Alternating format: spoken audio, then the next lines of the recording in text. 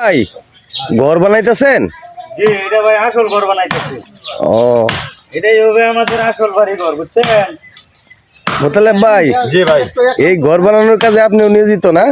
ভাই আল্লাহ বর্তমানে আমরা তিনজন আছি।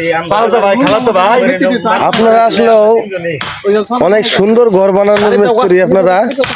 এই ঘরটা সবার জন্য একদিন হবে, হ্যাঁ ইনশাআল্লাহ। মনে রাখা উচিত। হ্যাঁ, এর ধরুন নাই তিনজন যে আমাদের এলাকার সম্মানী একজন ব্যক্তি,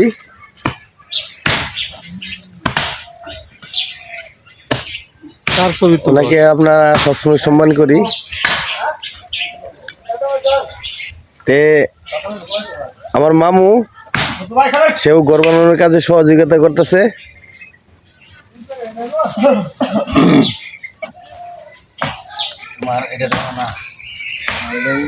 ঘরটা কি খুব সুন্দর করে ফুল করে বানাইবেন? হ্যাঁ জি, মিনার সিস্টেম হইব।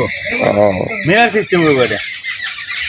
কারণ হইলো আম ঘর নাইটা মরলে মানুষ মরলেও নাম করে নাই ধরুন মিনার সিস্টেম কপর খুঁজে। আমি প্রায় সময় দেখি যে এলাকায় বিভিন্ন জায়গায় এই সুন্দর সুন্দর ঘর বানানোর কাজে আপনি নিয়োজিত থাকেন। আল্লাহ খাওয়া আল্লাহ শিয়াইছে কি করাম। এই পর্যন্ত আনুমানিক কয়টা ঘর বানাইছেন এরকম? আনুমানিক এইটা গড়ের মেলাড়ি বানাইছি মানে 20-25টা মনে বানাইছি নাকি মাজু ভাই না আর বেশি 20-25টা দিত না ভাই। ইনশাল্লাহ যতদিন জীবিত থাকবেন আমরা চাই আরো সুন্দর সুন্দর ঘর বানাবেন এরকম। এখন দুনিয়ায় তো আরো ঘর বানানো হয়, সেই ঘরের মিস্ত্রি আর এই ঘরের মিস্ত্রি এক হয় না। আচ্ছা, এই ঘরটা আসলে অনেক সুন্দর হয়। হ্যাঁ হ্যাঁ, এটা তো সুন্দর হইব, এটা আসল বাড়ি যে। ভাইদের জন্য সবাই দোয়া করবেন।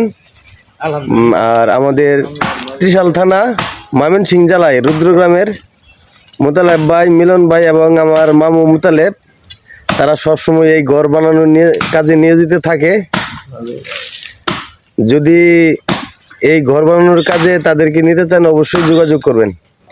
ভাই, যদি দূরের থেকে কেউ এই ঘর বানানোর কাজে আপনাদেরকে স্মরণ করে যাবেন? ইনশাআল্লাহ যাবো। ইনশাআল্লাহ যাবো না কেন? এটা হলো আসল বাড়ি, এটাই তো সুন্দর লাগবে। আগে ওই যে ওইখানে বাঁশ কাটা হইতেছে ঘরের।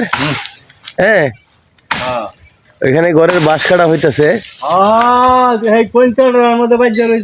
আসল বাড়ি ঘরের বাঁশ কাটা হইতেছে। হ্যাঁ, সুন্দর একটি ঘর বানানো হবে, ঘরের বাঁশ কাটা হচ্ছে এখানে। আসল বাড়ি ঘর, আসল বাড়ি ঘর। ঘরের কাজ শুরু হয়ে গেছে।